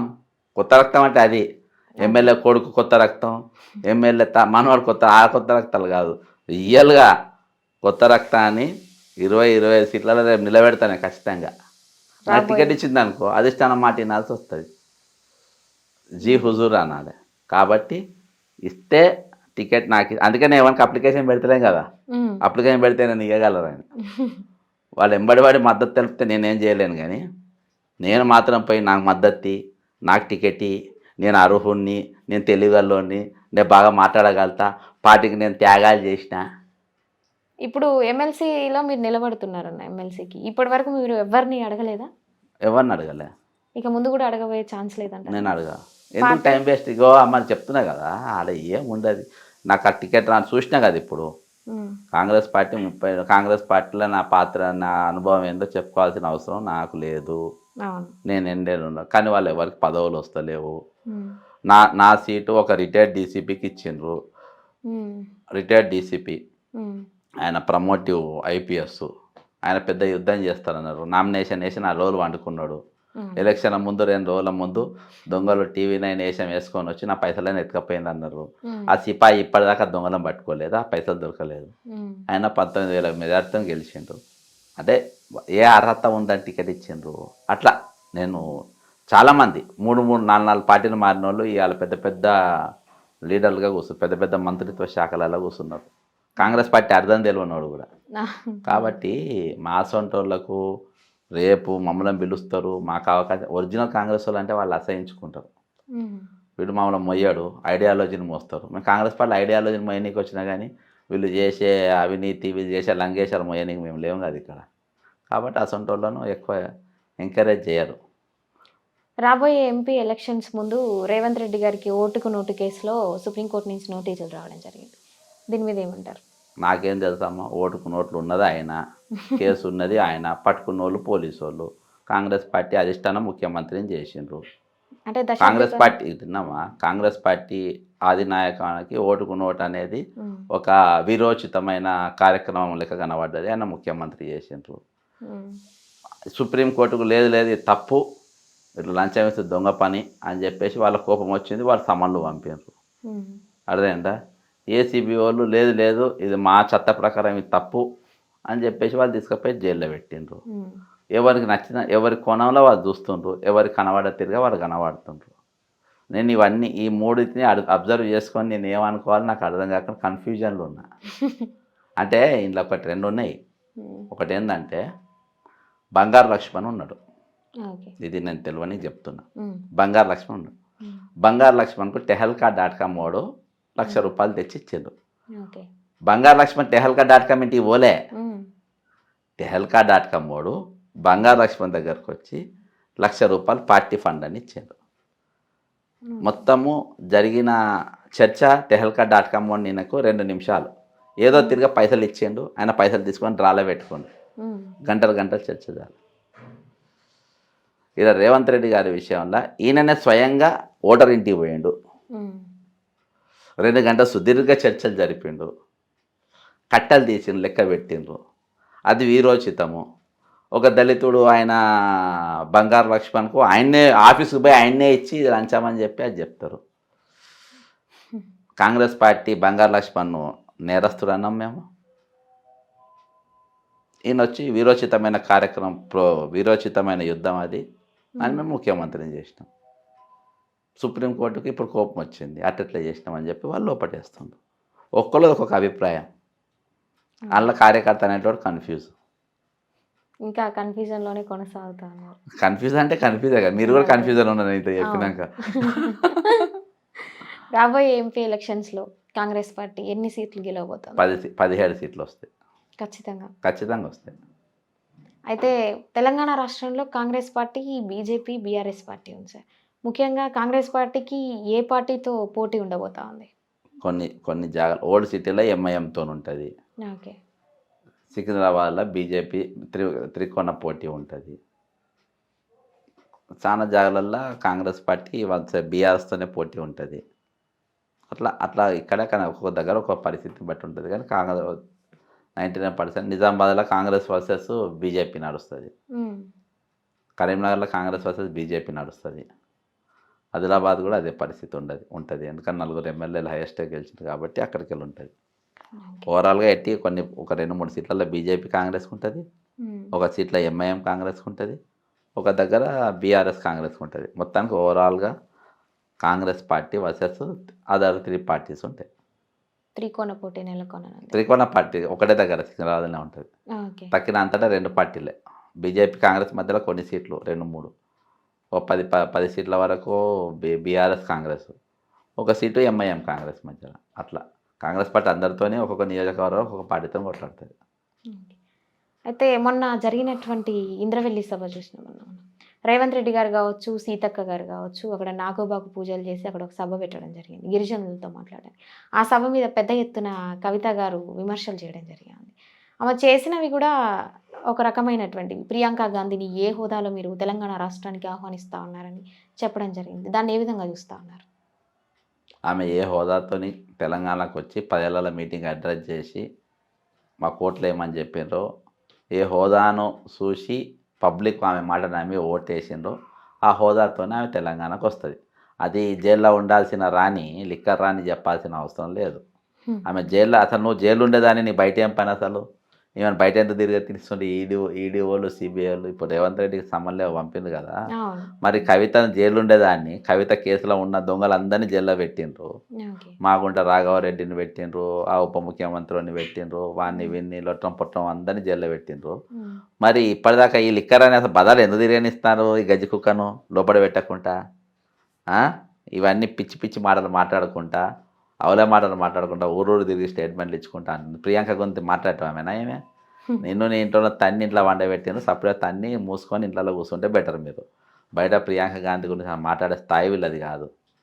అసలు రేవంత్ రెడ్డి గారు దీని మీద, తెలంగాణ లిక్కర్ మీద కూడా ఎంక్వైరీ చేసి అలా స్కిల్ డెవలప్మెంట్ మీద ఈమె పెద్ద స్కామ్ తీసుకపోయి లోపటేయాలి తెలంగాణ ప్రభుత్వం. ఆమె పెద్ద ఎత్తున విమర్శలు చేయడం కూడా కాంగ్రెస్ పార్టీ అధినేత ఎవరైతే నేతలు ఉన్నారో వారానికి ఒకసారి 10 రోజులకు ఒకసారి ఢిల్లీకి పోతూ ఉంటారు. అవి కూడా చార్టెడ్ ఫ్లైట్స్, ప్రైవేట్ ఫ్లైట్స్లో పోతూ ఉన్నారు. ఆ లెక్కలన్నీ కూడా మీరు ప్రజలకు తెలియజేయాలని మనవి అని చెప్పడం జరిగింది. గొప్ప వాళ్ళు పోతే పోతుండొచ్చు, మాకేమన్నా ఎప్పుడు చూడలే చార్టెడ్ ఫ్లైట్ ఎట్టుంటో కూడా నాకు తెలియదు. చూడండి, దాని గురించి నేను చెప్పాలి. అంటే కాంగ్రెస్ పార్టీ నేతల గురించి ఆమె చెప్తా ఉన్నారు సార్. మరి కేసీఆర్ చెప్తే మరి ఆమె బయట పెట్టమని రాదు. ఆ ఫోటో నేను పెట్టేది కదా, ఫోటోలు నేను ఏమైనా ప్రూఫ్స్ పెట్టేది కదా బయట. నీ నీ నీ స్కిల్ డెవలప్మెంట్ దుకాణం బదాలే పెట్టినా కదా, రేపు కూడా పెడతా. ఆమె తొందర ఎక్కువ ఉన్నది, మళ్ళీసారి అన్ని బయట పెడతా, ఫోటోలు, వీడియోలు, ఆమె కథలన్నీ నేను బయట పెడతా. ఆమె ఆమె ఫామ్ హౌస్ ఫోటోలు, ఆమె ఇంటి ఫోటోలు, ఆమె నిన్నటిదాకా నేను అడక తిన్నా, హంటర్తో కొట్టుకొని అడుక్కున్న చిప్ప పట్టుకొని అట్లా నేను తెలంగాణ జాగృతి నడిపిన అని చెప్పేసి చెప్పుకునేది కదా. మరి ఇప్పుడు ఈ బంగ్లాలో ఎట్లా వచ్చి నేను ఫోటోస్ చూపెడతా చెప్తుంది అంటనా? చెప్తా. నువ్వు ప్రూఫ్తో మాట్లాడు. చార్టర్ ఫ్లైట్ నువ్వు ఎవరితో చెప్పు. మేఘా కృష్ణారెడ్డి ఫ్లైటా చెప్పు. అదే అయి ఉంటుంది. అలా కిషన్ రెడ్డి ఈటల రాయందరు కూడా ఎక్కిండ్రు. వాళ్ళు ఎక్కిన వాళ్ళు ఎవరు లేరు, అందరు ఎక్కుతారు. నువ్వు కూడా ఎక్కినావు కాబట్టి నువ్వు చెప్తున్నావు. నువ్వు చార్టర్ ఫ్లైటే కొనుక్కున్నావు అనుకున్నావు కదా మీ అయ్యా. నేను సిబిఐలో కేసు ఇస్తే మళ్ళీ విత్డ్రా అయ్యిండు. 125 కోట్లతోని చార్టర్ ఫ్లైటే బేరం చేసింది వాళ్ళు. శరత్ చంద్ర వాళ్ళ భార్య దగ్గర మాట్లాడి, ఆమె రైజింగ్ ఏజెంట్ ఉండి మధ్యలో. అయితే ఒక పెద్ద నినాదాన్ని ఎత్తుకుంది ఈ మధ్యలో. సుత్తి లేకుండా స్ట్రైట్గా అడుగుతా ఉన్న కాంగ్రెస్ పార్టీని మీరు అసెంబ్లీలో జ్యోతిబా పూలే గారి విగ్రహం పెడతారా పెట్టరా అని. ఇంట్లో గాడిద కాసిందా పెట్టకుండా? ఆమె దానికి కూడా చెప్పారు సార్. ఈ 10 సంవత్సరాల కాలంలో నేను అడగలేదు, వారు పెట్టలేదు. ఎవరు? కవిత గారు అడగలేదంట, కేసీఆర్ గారు పెట్టలేదంట. మరి అడగండి. ఇప్పుడు ఎందుకు అడుగుతాను? ఇప్పుడు కూడా మూసుకొని కూర్చోవాలి. అంతే కదా. అంతే మరి. ఇప్పుడు ఎందుకు అడుగుతున్నావు? గాడిదలు గాయనికి అడుగుతున్నా. నేను ఇటువంటి వాళ్ళను హోంగార్డ్ రిటైర్డ్ అయిన హోంగార్డు ఉంటారు కదా, వాళ్ళతో తిట్టిపియాలి దీన్ని. నా నోరు పాడవుతుంది. కానీ జ్యోతిబా పూలే నీకు ఇప్పుడు ఎందుకు గుర్తు రావాలి నీకు? మా అయ్య అడిగారు నేను పెట్టలే అని అంటే, ఈ అయ్యా బిడ్డల బద్మాష్ ఫ్యామిలీ ఎట్లుంటుందో కల్వకుంట్లలో ఉదాహరణ. ఇంత బద్మాష్ గాన్లో అర్థమైందా? ఇవాళ వాళ్ళ పైన ఏ ఎంక్వైరీలు జరిగాని ముందుకు వస్తే వాళ్ళంతా జైల్లో ఉండాల్సిన వాళ్ళు బదాలలో తిరిగితే ఇవే మాటలు మాట్లాడతారు. కేంద్ర రాష్ట్ర ప్రభుత్వాలు రెండు కూడా ఆ కుటుంబం పైన యాక్షన్ తీసుకొని ఎందుకు ముందుకు వస్తారో ఇద్దరు నేను కూడా అడుగుతున్నారు రేవంత్ రెడ్డిని. కల్వకుంట్ల మీద యాక్షన్ తీసుకొని ఎంక్వైరీ అయ్యానికి ఎందుకు మనం ఇబ్బంది పడతాను? జనార్దన్ రెడ్డి అనేటువంటి ఎందుకు బొకే ఇచ్చి నువ్వు రిటైర్ అయినా ఇంటికి పో అని ఎందుకు చెప్తాను? బయటికే రాలేదు. అలా ప్రభాకరం అనేటోడిని ట్రాన్స్కో సిఎండి నువ్వు రేపు మీటింగ్కు రా అని అంటే, లేదు నేను రిటైర్ అయిపోయిన పో నేను ఒకరోజు ఏమొద్దురు అని అంటే ఎందుకు పంపినావు? తీసుకొచ్చి లోపటేయాలి. ఇన్ని పైసలు తిన్నా ఏంద్రా నీ కథేంద్రా అని చెప్పి లోపటేసి జైలుకు పంపాలి. అదేందా? వాళ్ళంతా అవినీతి పరు రిజైన్ చేయగానే అక్సెప్టెడ్ అని తీసుకొని ఇళ్ళలో పంపని. ఇక మనం కూర్చున్నది ఇక్కడ ఇదేమన్నా సత్రమా లేకుంటే ఇదేమన్నా ఎన్జిఓనా? ఇప్పుడు నిన్న ఇంక ఇద్దరు ఆఫీసర్లు మురళీధర్రావు వాళ్ళు కాళేశ్వరంలో కీలక వాళ్ళు రిటైర్డ్ వాళ్ళు ఇద్దరిని సాగనంపనీకేనా మనం కూర్చున్నది? వాళ్ళని నిలబడి దొంగలు ఎట్లా పట్టుకోవాలి? దాని మీద ఎంక్వైరీ వేసి ఏం జరుగుతుంది తెలంగాణ ప్రభుత్వం నాకు అర్థమైతే పెద్ద తమాషా నడుస్తుంది ఇక్కడ. అంటే మీకే అర్థం కాని పరిస్థితి ఉంది. మరి ప్రజలు ఎట్లా అర్థం చేసుకోవాలి సార్ ఇది? ప్రజలకు అర్థమయ్యేటట్టు నేను 1వ తారీఖు చెప్పిన. 1వ తారీఖు లైవ్ ప్రెస్ మీట్ పెట్టి 1వ తారీఖు పలానోడు ముఖ్యమంత్రి అయితే గిట్ల ఉంటుందని చెప్పిన. అట్నే అవుతుంది. అంతే అంటారు. అయితే అప్పుడు నన్ను తిట్టుకున్నారు. ఇక ముందు ఉంటాయి వర్షాలు, వడగండ్లు పడతా ఉంటాయి వచ్చే రోజులలో. నా భయానికి ఆయన దగ్గర ఆచి తూసి తింటుండ్రు, లేకుంటే డైరెక్ట్ నాకేసుడే. అంతే అంటారు. అట్లుంటుంది. వాళ్ళు ఇవాళ నేను భద్రత చెప్పిన. కాళేశ్వరం ఎవరు జైలుకు పోడు, మిషన్ వైద్యం ఎవరు జైలుకు పోడు, ధరలో ఎవరు జైలుకు పోరు. అంతే. ధరణి పోర్టల్ పెద్ద స్కామ్ జరిగింది సార్. దాని మీద నువ్వు ఒక స్కామ్ అంటే నువ్వు కాళేశ్వరం పెద్ద స్కామ్ అంటే ఒక స్కామ్ అయితే ఇంకో స్కామ్, దానికి ఒకటి మించి ఒకటి ఉంటుంది. అదే ఏది ఉన్నా కానీ నేను అడిగేది ఒకటే ప్రభుత్వాన్ని, ప్రజలకు. నేను ఇవాళ ఎమ్మెల్సీ నిలబడిన పదవి షోకు లేదు, ఏం లేదు. నేను నిలబడుతున్నాను ఎందుకంటే ఇవన్నీ కూడా రేపు చర్చించాల్సిన అవసరం ఉన్నది. నా కాంగ్రెస్ పార్టీ టికెట్ కూడా ఇస్తాను. మీ యూట్యూబ్ ఛానల్ అయినా ఒక ఆయనకి ఇస్తాను టికెట్. అయిపోయింది అది కూడా. అర్థమైందా? కాబట్టి నాకు టికెట్ నాకు ఇస్తారని నాకు ఆలోచన లేదు. నాకు ఇవ్వకుంటే నాకు ఇంకా ఉత్సాహం, రెట్టింపు ఉత్సాహంతో పనిచేస్తాం. ఖచ్చితంగా గెలుస్తాం. మీ ఇజం ఛానల్ కూడా నాకు పూర్తి సపోర్ట్ చేయాలని కోరుకుంటున్నాను. ఇక అంత పెద్ద వాళ్ళ పేర్లు చెప్పనీకే నా నాలుగే చిన్నది. వాళ్ళ పేరు పెద్దగా ఉంటాయి, నా నాలుగేమో చిన్నది. లేదు సార్, ప్రజల పక్షాన నిలబడి ఇంత పోరాటం చేసిన మీరు ఆ పేరు చెప్పాలి ఖచ్చితంగా. వద్దు నేను చెప్పా కానీ చరిత్ర తెలుస్తుంది. మీకు తెలిసిన మీరే చెప్పని కనుక నేనే చెప్పాలి. అంతే అంటారా? సరే, అది జరగబోయే విధి విధానాలను బట్టి ప్రజలు ఎవరినైతే గెలిపిస్తారో అది మనం ఆహ్వానించదగ్గదే. మీరు అన్నట్టు ఒకవేళ అది జరగకపోయినా కూడా మీరు పోరాటాలు ఆపరు, అది ఎప్పటికీ కొనసాగుతూనే ఉంటుంది. అంతేగాని ఇది ఖచ్చితంగా రెండో ఆప్షన్ లేదు, ఖచ్చితంగా గెలిచి తీరాలి అంతే.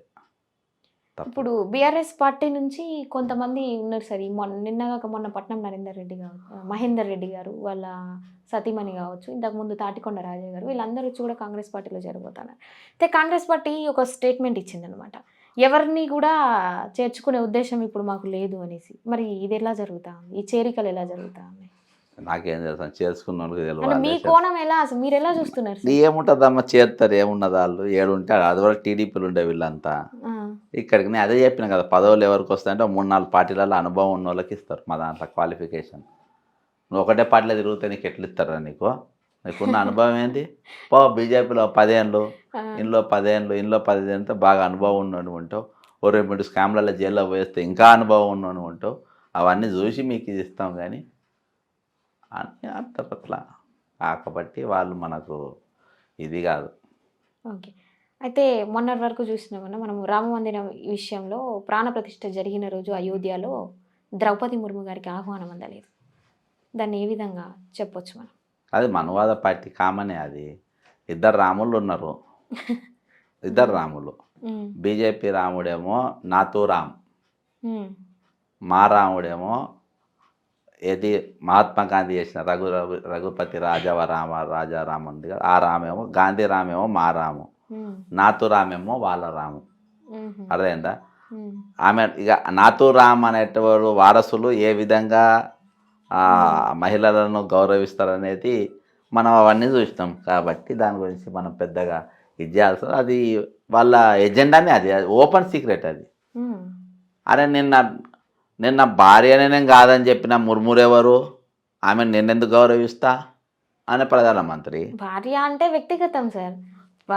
రాష్ట్రపతి అంటే భారతదేశానికి ప్రథమ పౌరుడు. ఇగో పొలిటికల్లోని పర్సనల్ లైఫ్ ఏముండదు. అంతే అంటారా? అర్థమైందా? పొలిటికల్ అన్నీ కౌంట్ అవుతాయి. ఉమ్, పొలిటికల్ ప్రతిదీ కౌంట్ చేస్తారు. పర్సనల్ లైఫ్ గీసనల్ లైఫ్ ఏముండదు. అర్థమైందా? అదే రాహుల్ గాంధీ పెళ్లి చేసుకొని భార్యను వదిలేస్తే ఈరోజు సోషల్ మీడియా అన్న వీళ్ళ నూకున్నా పొద్దుమా పదే చూపెడుతురు. పెళ్లి చేసుకోకుండానే చూపెడుతుర్రు.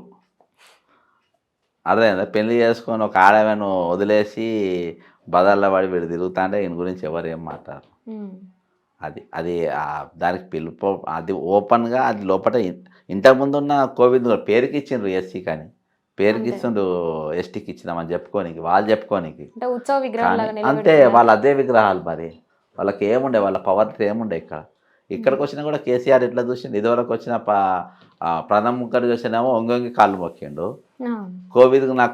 కోవిడ్ కాళ్ళు మొక్కలే, నా మురుమురు కాళ్ళు మొక్కలే. అర్థమైందా? ఎవరు? కేసీఆర్ వేసి అంటాడు.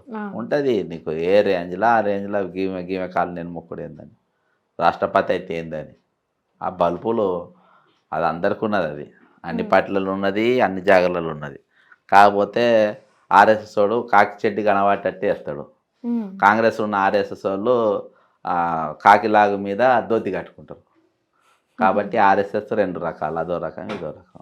మీరైనా నేనైనా బ్రదర్ అయినా ఎవరైనా దేవుని దగ్గరికి పోతాం. మనతో కాని పని, నేను బలహీనుణ్ణి, నేను ఈ పని చేయలేను, నువ్వే పని చేయగలుగుతావు, మీరు మాత్రమే చేయగలుగుతారు దేవుడా, నన్ను కాపాడని చెప్పి పోతావు, నన్ను రక్షించని పోతావు, నాకేం మేలు చేయని పోతావు. అర్థమైందా? కానీ మోడీ అట్లా కాదు కదా. మోడీ చాలా గొప్పోడు. రామా నువ్వు భయపడకు, నేను నీకున్నా, నిన్నెవరన్నా అంటే నాకు చెప్పు, నేను ఉన్నా, నీకు ఇల్లు లేదని ఇల్లు కట్టిస్తా. నీకు అయోధ్య ఎన్ని రోజులకి వెళ్ళి అద్వాని కొట్టుకుండు కదా, అద్వాని కొట్టుకుండు, వాజ్పేయి ఎవరితో నేను ఉండగానే కట్టిస్తాగా, నీకెందుకు? నీ పేరు 100 మంది నేను పిలిపిస్తా కదా. మన కంత మీద తుపాకి పెట్టి జై శ్రీరామాను అనిపిస్తాడు, జై శ్రీరామాను అని అనిపిస్తాడు. ఈయన అనిపించగలుగుతుండు, వేరే వాళ్ళు అనిపించగలుగుతుండ్రా? ఇప్పుడు ఆంధ్ర సీఎం కానీ వాళ్ళు కానీ అనిపించగలుగుతారా? అనిపించలేరు. మోడీ గొప్పోడు ఇక్కడ. అర్థమైందా? రాముణ్ణి కాపాడే శక్తి ఉన్నోడు మోడీ, రాముణ్ణి రక్షించగలిగే శక్తి ఉన్నోడు మోడీ, రామనామానికి ఏ భంగం కలగకుండా చూసుకునేది మోడీ. కాబట్టి ఈరోజు రాముని కంటే గొప్పోడు ఎవరు? మోడీ. రాముణ్ణి కాపాడే మోడీ లెక్క అయిపోయింది. కాబట్టి ఈరోజు ఆయనకు ఏ ప్రోటోకాల్స్ ఉండేవి, ఆయనకు ఏ సిద్ధాంతాలు ఉండేవి, ఆయన పోతే ఎవరు మాట్లాడారు, ఏ పూజారి ఇది మన సంస్కృతికి వ్యతిరేకమని ఎవరు మాట్లాడారు. ఎందుకంటే మోడీ ఆయనకు నో రూల్స్. క్యాప్షన్ అంటే ఆయనకు కావాల్సింది కూడా అదే. ఈరోజు భజన చేస్తున్నారు. రియల్ మనకు అక్షర్ధామ ఎప్పుడు ఈయన కొత్త కట్టినరా? అక్షర్ధామ కాంగ్రెస్ పీరియడ్లో ఉన్నప్పుడు అప్పుడు చందాలు వేసుకొని కట్టిండ్రు. ఎన్ని టెంపుల్ కట్టాలి, ఎన్ని గుళ్ళు కట్టాలి నార్త్ ఇండియాలో కానీ ఇక్కడ కానీ? అవును. తిరుమల తిరుపతి కట్టాలి. ఎవరైనా వేసుకుంటా? మేము పార్టీ పోస్టర్లు వేసుకొని ఇది వేసుకొని కిషన్ రెడ్డి అనేటోడు కూడా అవలేగాడు మొత్తం వేసుకుంటే ఈ కొనకే లేకొండ దాకా హైదరాబాద్. మేము కట్టిస్తున్నాం. మేము రాముడిని వీక్ చేసింది వీళ్ళు. భారతదేశ ప్రజలకు అర్థమవుతుందో లేదో రాముడు వీక్ అయిపోయాడు. అవును. రాముడిని వీక్ చేసిండు. మోడీ అనేటోడు రాముని కంటే పవర్ఫుల్ అంటుండు. నాటో రామ్ వారసుడు. అందుకని ఇప్పుడు రాముళ్ళు ఇద్దరే అయినరు. గాంధీ రామ్, నాతో రామ్. అర్థమైందా? నాతో రామ్ వాళ్ళకు ఏ ఉండయి. అర్థమైందా? కాబట్టి దీనికి ప్రత్యేకంగా వచ్చే వరకు ఈరోజు మోడీకి ఎవరితో నాకు పోలిక లేదు, ఎవరితో నన్ను పోల్చేద్దా అంటుండ్రు. అందరి దగ్గర మీటింగ్లో కట్నే కదా పోయేది, ఆయన సింగిల్గానే పోతాడు. సరే, రాముడి కంటే గొప్పగా చెప్పుకొచ్చినటువంటి మీరు మోదీ గారు మూడోసారి ప్రధాని అవుతారా? రాముడి కంటే గొప్పోడు కదా, మరి ఏమన్నా కావచ్చు. రాముడి కంటే గొప్పోడే కదా. అయోధ్య రామ మందిరం ఏదైతే నిర్మాణం తర్వాత రేపు జరగబోయే పార్లమెంట్ ఎన్నికలు ఆ నిర్మాణం పెద్ద ఎత్తున ఉపయోగపడుతుంది ఎన్నికల్లో గెలవడానికి అంటున్నారు. ఇప్పుడు మొన్న ఒక పెద్ద జర్నలిస్ట్ వాళ్ళ ఇంటికి పోయినా, వాళ్ళు టీ తాగమనుకుంటా, అయోధ్యకి వెళ్ళేమో బియ్యం వచ్చినాయంట. బాబు ఇవి తీసుకున్నామని వాళ్ళ అమ్మ నన్ను అడుగుతుంది. అంటే దాని ప్రభావం ఉన్నట్టే కదా. ఖచ్చితంగా కొద్ది గొప్ప ఉంటుంది అని నేను అనుకుంటున్నా. దాని దిశ ఎక్స్పెషల్లీ నార్త్ ఇండియాలో ఉంటుంది, సౌత్ ఇండియాలో కొంచెం తక్కువ ఉంటుంది. నార్త్ ఇండియాలో ఉండే అవకాశం ఉన్నది. కానీ నెక్స్ట్ మోడీ మళ్ళగన మూడోసారిగిన ముఖ్యమంత్రి అయితే, ప్రధానమంత్రి అయితే మాత్రం పక్కా రాజ్యాంగ మార్పులు ఖచ్చితంగా ఉంటుంది. అంటే వాటిని రాజ్యాంగ సంస్కరణలు అనొచ్చా? అంటే ఇప్పుడు అంటే అట్లా మున్పు మనువాదం. ఇప్పుడు సింహాసనం మీద కూర్చుంటాడు మోదీ. ఇదివరకు మామూలు తెల్లంగా వేసుకుంటాడు కదా. నెక్స్ట్ బంగారం అవచం, కవచము, తల కిరీటము, ఒక సింహాసనము.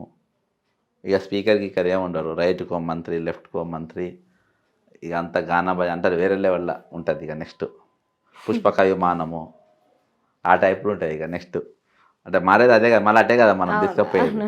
పిల్లలు దీపాల కింద కూర్చొని చదువుకోవాలి. మనువాదం పూర్తిగా ఇంప్లిమెంట్ అవుతుంది. ఓకే అన్న, మీరు ఎమ్మెల్సీగా పోటీ చేస్తూ ఉన్నారు, మరి నిరుద్యోగుల స్పందన ఎలా ఉంది? నిరుద్యోగులు ఎప్పుడు నన్ను నమ్ముతారు. నన్ను బ్లైండ్గా కార్డ్ షో చేస్తారు.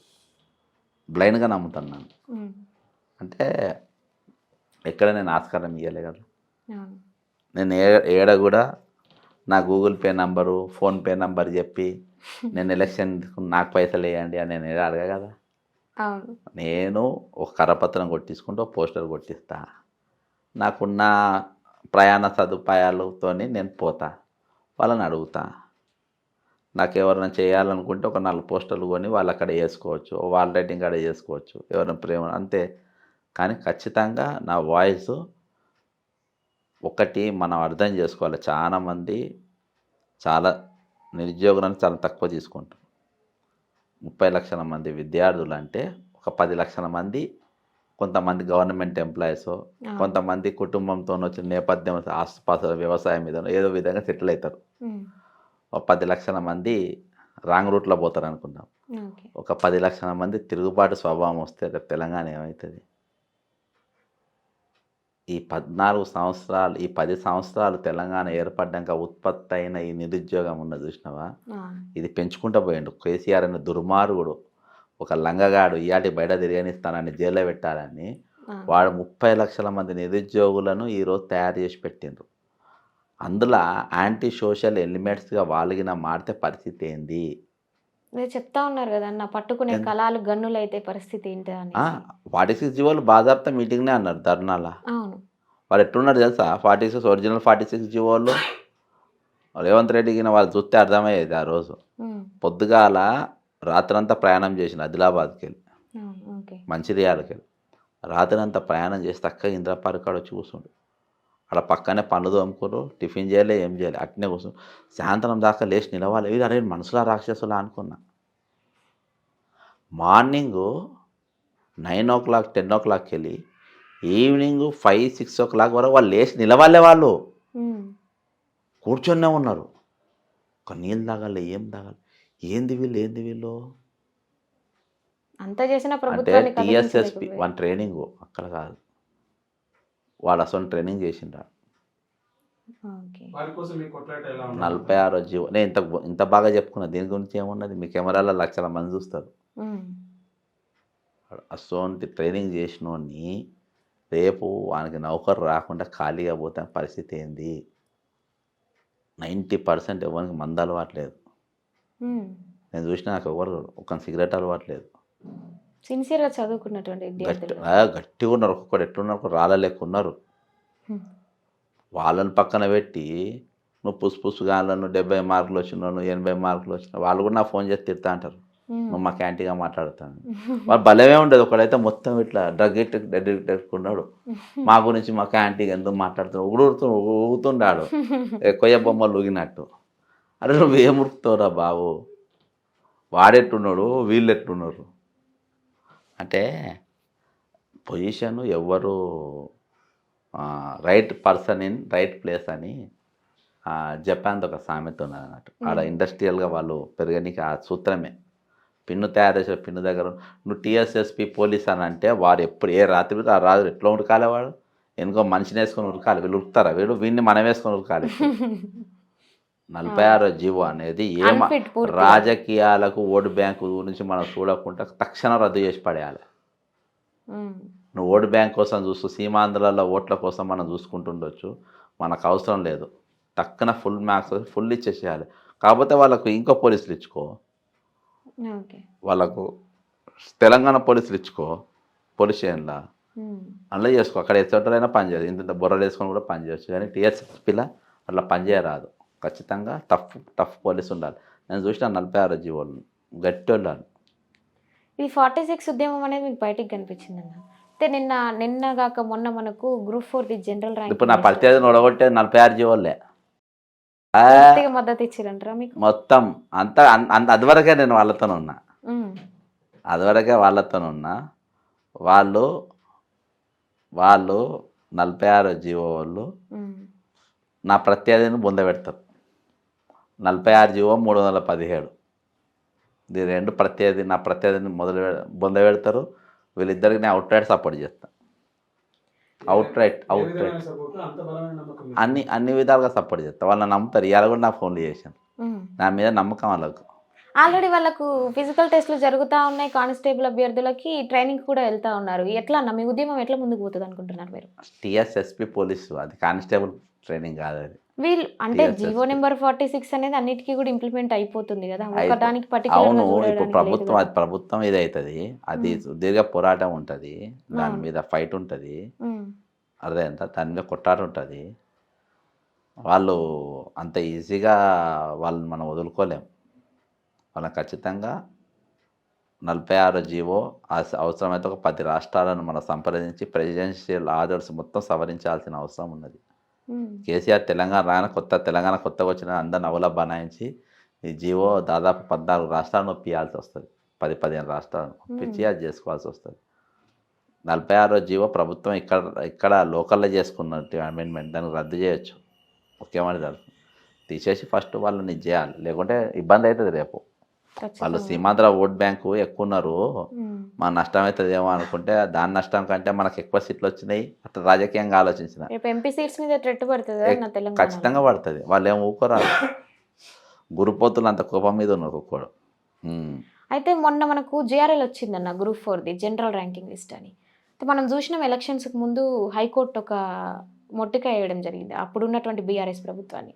గ్రూప్ 4లో కూడా పేపర్ 1లో దాదాపు 900 పైచిలకు ఓఎంఆర్ షీట్స్ ఎక్కువ వచ్చాయి, సెకండ్ పేపర్లో 172 ఓఎంఆర్ షీట్స్ తక్కువ వచ్చినాయి అని చెప్పడం జరిగింది. వాళ్ళు అప్పటికి ఫైనల్కి ఇచ్చారు. ఇప్పుడు కాంగ్రెస్ పార్టీ అధికారంలోకి వస్తే అన్నీ క్యాన్సిల్ అయితే పూర్తిగా టీఎస్పీఎస్సీ ప్రక్షాళన జరుగుతుందని విద్యార్థులందరూ కూడా అనుకున్నారు. మరి ఈరోజు ఏకంగా రిజల్ట్సే ఇచ్చారు. ఒక చిన్న లాజిక్ అన్న, టీఎస్పీఎస్సీ అనేది పూర్తిగా ఫెయిల్ అయిపోయింది. అందులో భాగమైనటువంటి గ్రూప్ 4 ఒకటే ట్రాన్స్పరెంట్గా జరిగిందా అంటే మేము ఎట్లా నమ్మాలి అని కొంతమంది నిరుద్యోగులు అడుగుతూ ఉన్నారు. ట్రాన్స్పరెంట్ ఏది కూడా జరగదు. ఇప్పుడు జనార్దన్ రెడ్డి వదిలేస్తుంటే ఈ అనుమానాలన్నీ బలపడతలేవా? మరి ఎట్లా రిజల్ట్స్ ఇచ్చిందండి కాంగ్రెస్ పార్టీ? అవునమ్మా, నేను అదే అంటున్నా. నన్ను కాంగ్రెస్ పార్టీ నాయకునిగా చూడకు, నన్ను మామూలు మనిషిగా చూడు. జనార్దన్ రెడ్డిని క్లీన్ చీట్ ఇచ్చి వదిలేసినప్పుడే ఇవన్నిటికీ వైట్ వచ్చేసింది. ఇందులో నా పర్సనల్ ఒపీనియన్ ఏంటంటే ఇందులో జనార్దన్ రెడ్డిని కానీ కొంతమంది కాపాడికి కానీ అదివరకు ఈ అవినీతిలో పాల్పడ్డ వాళ్ళను కవిత బాగా ఎగురుతుంది కదా, కవిత పాత్ర ఉందని అంటున్నా. కవిత పాత్ర ఉందా? ఖచ్చితంగా కవిత పాత్ర ఉన్నది ఇలా టీఎస్ఎస్పీ స్కామ్లో. దాని గురించి ఎందుకు మాట్లాడేది? పాత వాళ్ళ మీద ఎంక్వైరీ చేయండి, నేను ఏదో ముత్యం లెక్క వస్తా బయటకని ఎంక్వైరీ చేయమని ఎందుకు అంటలేదు? 2014 ఇయాల్టి వరకు టీఎస్పీలో జరిగిన ప్రతి ఎగ్జామ్ స్కామే.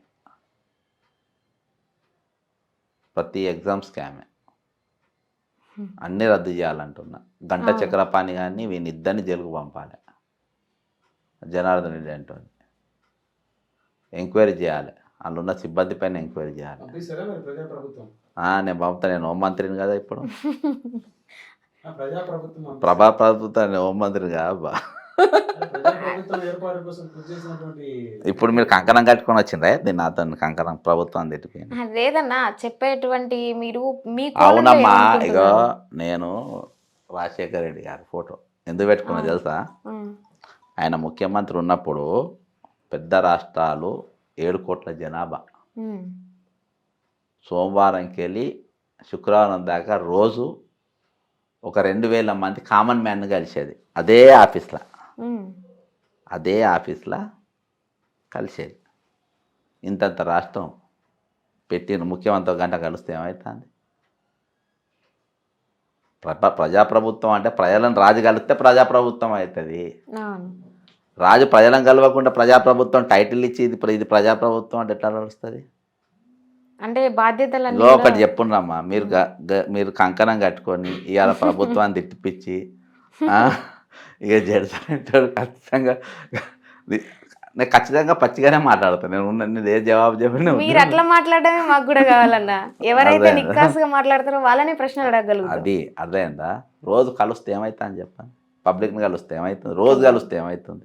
రోజు కలవంగా మనకు కోపం తగ్గుతుంది. ముఖ్యమంత్రి రోజు కలవాలి పబ్లిక్ను, డైలీ కలవాలి, తప్పేం లేదు. కలవకపోవడం అనేది దాన్ని ప్రజాప్రభుత్వం అన్నారు. ప్రజాప్రభుత్వం పేరు పెడితే మీ జనాన్ని కలవాలి, ఇది ఎక్కడ న్యాయం ఇది? కాబట్టి నాకు తెలిసిన ఎవరి మీద యాక్షన్ ఉండదు, ఇట్నే నడుస్తూ ఉంటుంది. ఒకటే కదా. అప్పుడు బీఆర్ఎస్ కాంగ్రెస్ పార్టీ ఒకటే అని ప్రజల దృష్టి పడితే రాబోయే ఎంపీ ఎలక్షన్స్లో మీరు అన్నటువంటి 17 స్థానాలు ఏదైతే గెలుస్తాం అంటున్నారో అవి ఎట్లా గెలుస్తారు? ఇప్పుడు నేను ఒకటే లాజిక్ చెప్తా, మీరు ఇద్దరు ఒకటే అన్నారు. మేయా కృష్ణారెడ్డి అనేటోడు దొంగ అని బీజేపీ వాడు అన్నాడా, కాంగ్రెస్ వాడు అన్నాడా, బీఆర్ఎస్ వాడు అన్నాడా? ఏ పార్టీ వాడు అన్నాడు చెప్పండి? కమ్యూనిస్ట్ పార్టీ వాడు అన్నాడా, సిపిఐ వాడు అన్నాడా, సిపిఎఫ్ అన్నాడా? మీరే అన్నారు. మీరు తప్ప ఎవరు అనలేదు సార్. నేను తప్ప ఎవరు అనలే కదా. వీళ్ళిద్దరు ఎవరు అన్నారా? లేదు. మరి ఎవరైనా ఒకటే. వాళ్ళిద్దరిని ఎందుకంటావు నువ్వు? మేయా కృష్ణారెడ్డి ఫ్లైట్ ఎక్కిన వాళ్ళు ప్రతి ఒక్కరు కవిత కరెక్ట్ చెప్తున్నారంటే ఆ దగ్గర ఉండి ఎక్కించినట్టే కదా. అంతే కదా. అంతే. ఆమె చూస్తాను ఆమె దిగుతున్నట్టుంది, వీళ్ళు ఎక్కినట్టుంది అదే ఫ్లైట్. మేయా కృష్ణారెడ్డి ఫ్లైట్ వీళ్ళంతా తిరిగేది. కాబట్టి ఎటు పోయినా అప్రమత్తంగా నేను ఎమ్మెల్సీ నిలవాడికి ఇప్పుడు నేను చెప్పిన జవాబులు అన్నీ కారణాలు. ఇవన్నీ మీద ఖచ్చితంగా కొట్లాడతారు రేపు. ఎక్కడ కూడా అన్కాంప్రమైజ్ కొట్టాలి. అందుకని నాకు వాళ్ళకెళ్ళి తీసుకునే ఏ పదవి కూడా నాకు ఇష్టం లేదు. నేను వాళ్ళ మీద నేను కొట్టాడతాను ఖచ్చితంగా. మేయా కృష్ణారెడ్డి అనే పేరు తీసి మాట్లాడతాను, మహోంస రామేశ్వరరావు పేరు తీసి మాట్లాడతాను, పొట్రం వాళ్ళందరి పేర్లు తీస్తా, ఒక్కొని గుంజుతా బయటికి.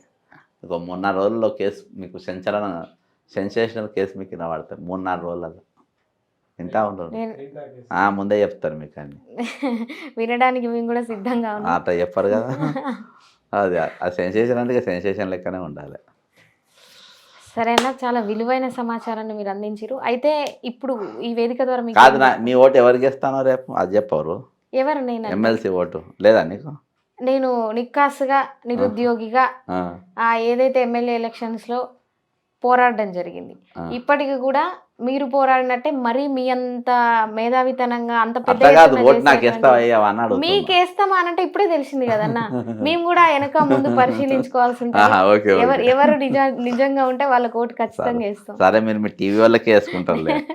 లేదన్న, మీకు ఖచ్చితంగా మన నిరుద్యోగుల సపోర్ట్ ఉంటుంది, అందరి సపోర్ట్ ఉంటుంది.